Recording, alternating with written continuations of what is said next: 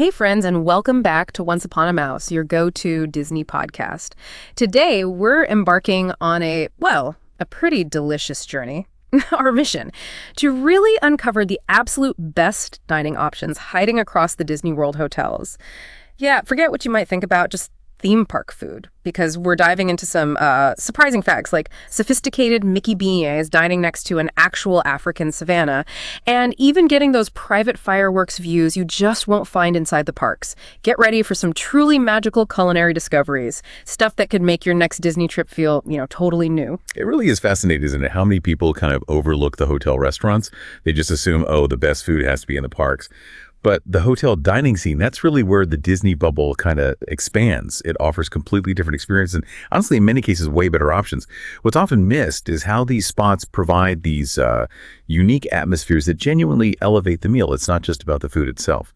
Absolutely. And, while we're going to explore what feels like a top 10 list today, think of it more like a curated collection, our absolute favorites. We're not really about strict rankings here. It's more about pulling out those insightful nuggets of knowledge, the things that make you feel truly in the know, whether you're actually planning your next trip or maybe just feeding your curiosity.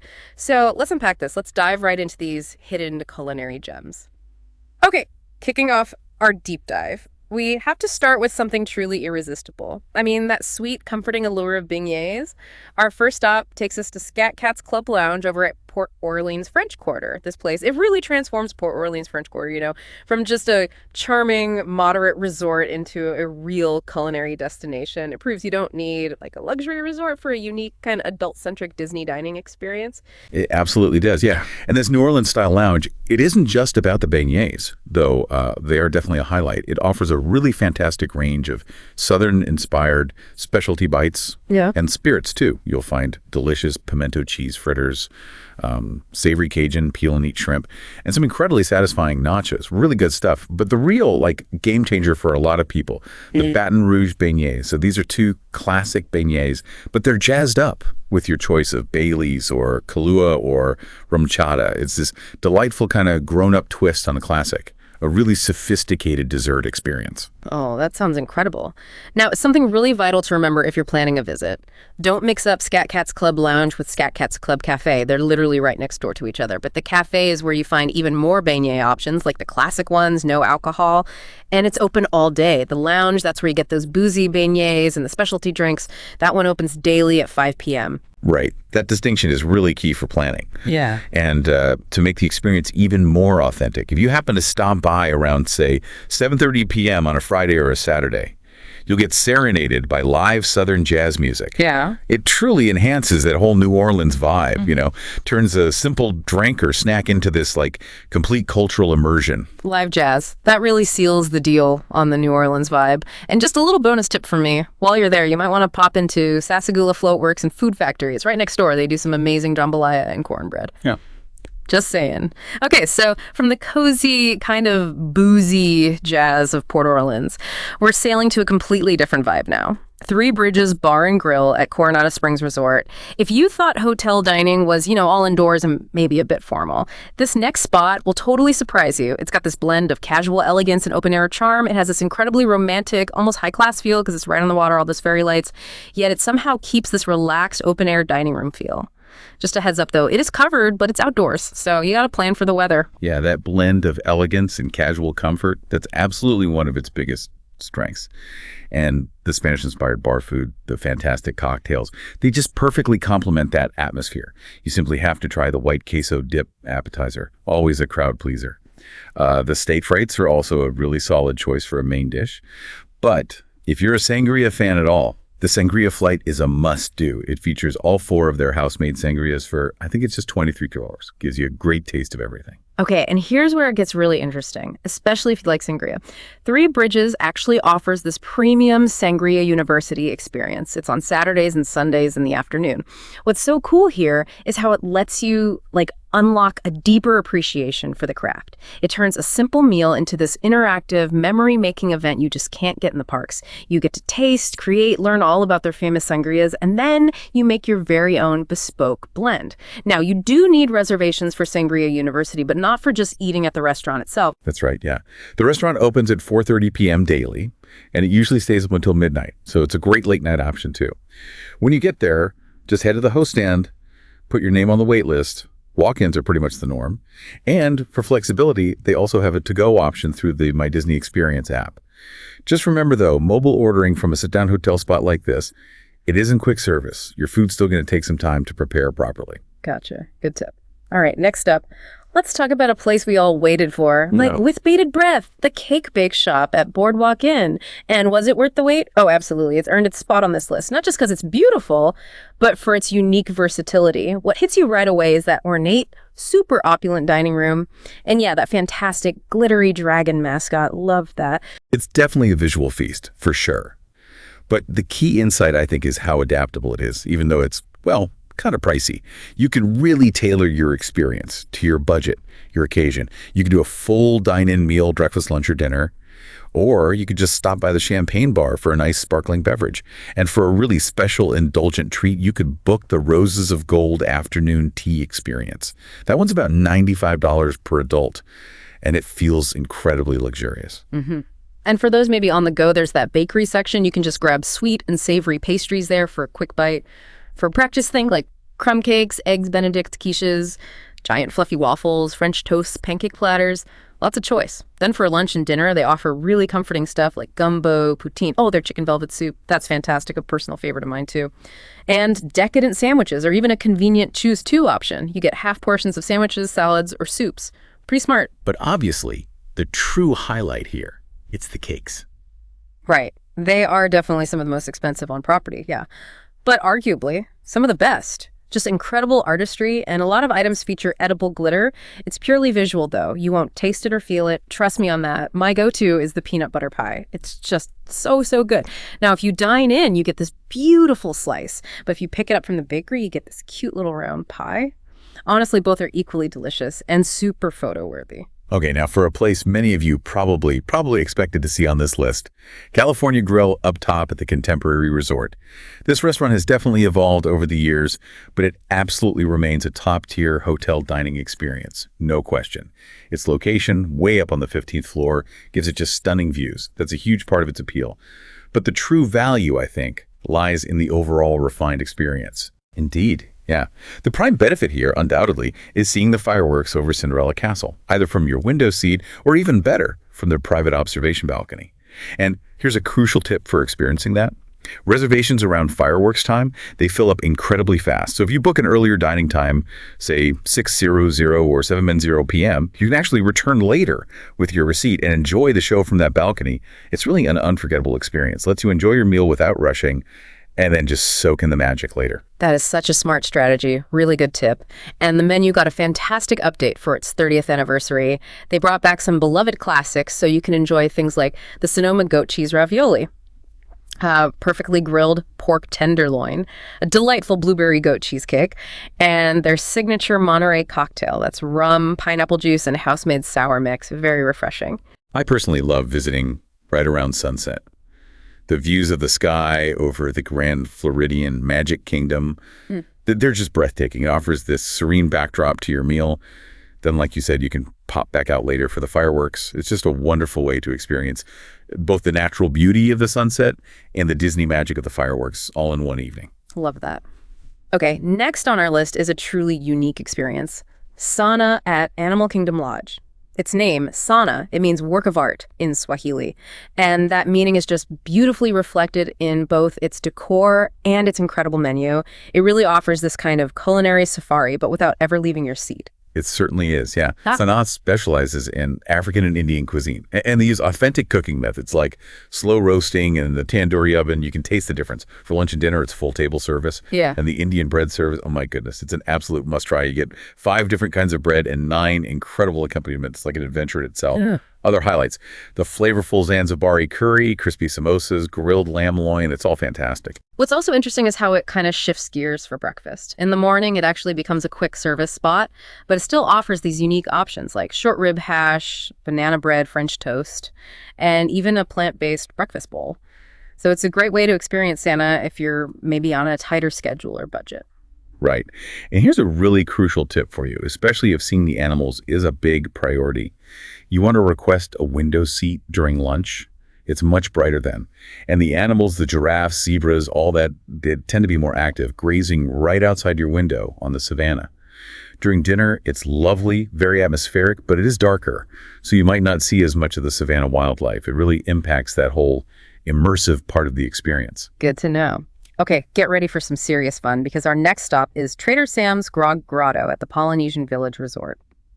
For now, anyway, this is Disney World's only truly enchanted bar, and its immersive entertainment just makes it an absolute blast. It's a pretty small indoor bar, yeah, but it is absolutely packed with interactive fun.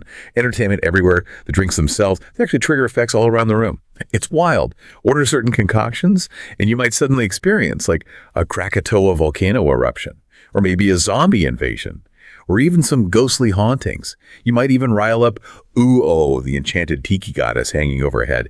It's just this truly immersive experience where every single order comes with a side of like theatrical magic. Okay, so practical advice here. You should definitely know. No reservations accepted, none. Your best bet. Honestly, get there before 3 p.m. when they open. You got to put your name on the walk-up wait list right away. It fills up incredibly fast. So planning ahead is really key because once it's full, you might be waiting for quite a while. And trust me, you do not want to miss this experience. All right, now, if you're seeking like the absolute pinnacle of prestige and fine dining, look no further than Victoria and Albert's at the Grand Floridian Resort. This place boasts AAA Five Diamond and Michelin star ratings. That makes it one of the top 3 most critically acclaimed restaurants in like all of Florida. But even beyond the awards, it offers this truly unparalleled, highly personalized dining journey. Its reputation is absolutely 100% well-deserved. Victoria and Albert's actually offers 3 distinct experiences. Each one kind of escalates in exclusivity and, well, price. You've got the main dining room. That's the most accessible of the 3. Still incredibly luxurious, mind you. Then there's Queen Victoria's room. Sports Included offers an expanded tasting menu, starting at $375 per person. And for the ultimate, most exclusive experience, the chef's table. You get a front row view right into the kitchen, an intimate custom tasting menu, starting around $425. So this tiered approach lets them cater to different levels of ultra-luxury dining. And definitely be aware this is a very formal experience. They have a super strict semi-formal or formal attired dress code. That means jackets are required for gentlemen, no exceptions. Plus, there's an age restriction. Guests have to be 10 and up. It's truly a special occasion dining spot, really designed for an adult, very refined evening. Okay, shifting gears a bit now, let's venture into a really magical character dining experience. Storybook dining at Artist Point over at Disney's Wilderness Lodge. This whole thing is set inside an enchanted forest. It looks amazing. And you get to meet some iconic characters, Snow White, Dopey, Grumpy, and yes, even the evil queen, who I've heard is quite the diva. But the real magic here is how those character interactions really enhance the unique themed food. Oh, she definitely brings the drama. Yeah. Now, reservations for this, very limited. They fill up super quickly, so you got to plan well in advance. The food itself is perfectly themed to fit that whole fairy tale atmosphere. You'll find things like a smoky mushroom bisque served in this charming little cauldron, and an impressive prime rib roast that comes with this giant Yorkshire pudding. The presentation is just as much a part of the experience as the actual taste. Mm-hmm. And the desserts, they're so whimsical. Each one has like a little story. You'll find stuff like Miner's Treasures. That's cookies and cream panna cotta with chocolate gems. There's a poison apple, which is actually chocolate mousse with this surprising sour center. And a fairy tale gooseberry tart. It's all just part of the story, you know, making it a really unique character meal that focuses just as much on the culinary journey as the meet and greets. Okay, our final top pick brings us to Topolino's Terrace at the Riviera Resort. This is definitely a top restaurant, but specifically we're highlighting it for breakfast. It truly stands out in the character dining world. Now, dinner here is also fantastic, don't get me wrong. More upscale Mediterranean dishes like sea scallops, oysters, tiramisu. Plus, it offers great views of the Epcot fireworks. But for breakfast, it just shines, offers a really distinct and kind of elevated character experience. Yeah, for breakfast, the experience is just delightful. The characters are dressed in these unique, art-inspired outfits. It's incredibly charming and really different from other character meals you might have done. Food-wise, you can choose from delicious options like sour cream waffles, wood-fired steak and eggs, and this amazing French toast bread pudding with seasonal compote. So good. And a fun little decor detail, they serve a basket of pastries that looks like a paint bucket.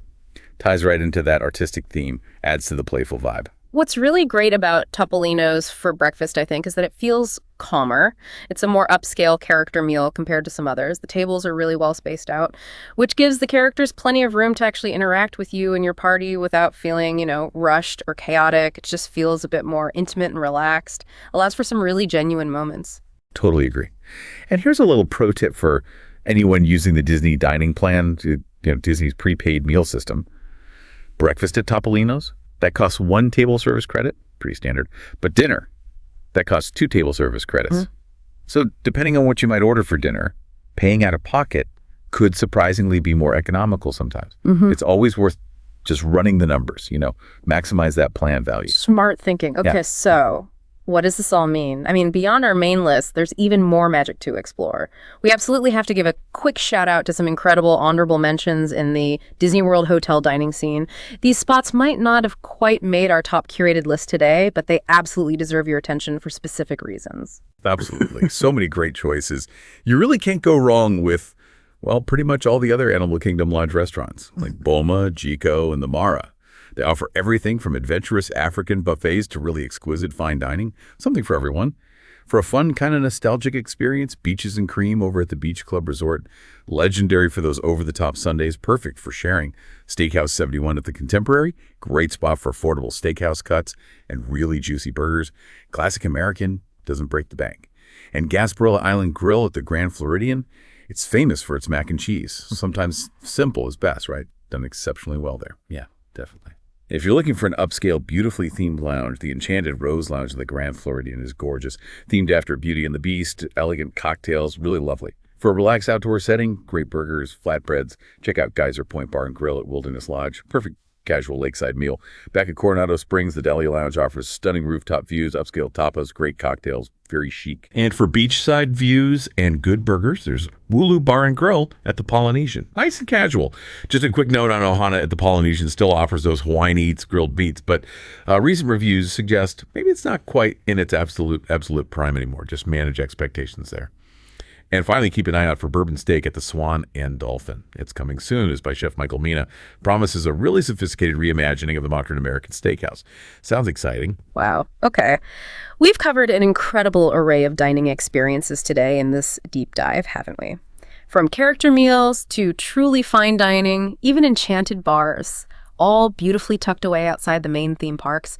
It really just reiterates the value of looking beyond the obvious, doesn't it? Sometimes the best dining requires just a little extra exploration, reveals these unique, really memorable experiences. It absolutely does, yeah. And it kind of raises an important question for you to think about. Consider how these deeply themed experiences, like, say, Storybook Dining or Trader Sam's, how they genuinely enhance the food and drink, create this whole narrative around your meal, or even how a simple, delicious beignet can turn an entire resort into a unique destination people seek out. So what other hidden gems might be out there, waiting to be discovered, just by looking a little deeper into the vastness of Disney World, beyond the immediate pull of the parks? That's a fantastic thought to leave everyone with. We really hope this deep dive has sparked your imagination, maybe made you hungry. What stood out to you? Which of these hidden culinary gems would you explore first on your next Disney adventure? Let us know. Thanks for tuning in to Once Upon a Mouse. If you love all things Disney, don't forget to hit that like button, subscribe for more magical content, and click the bell so you never miss an episode. See ya real soon.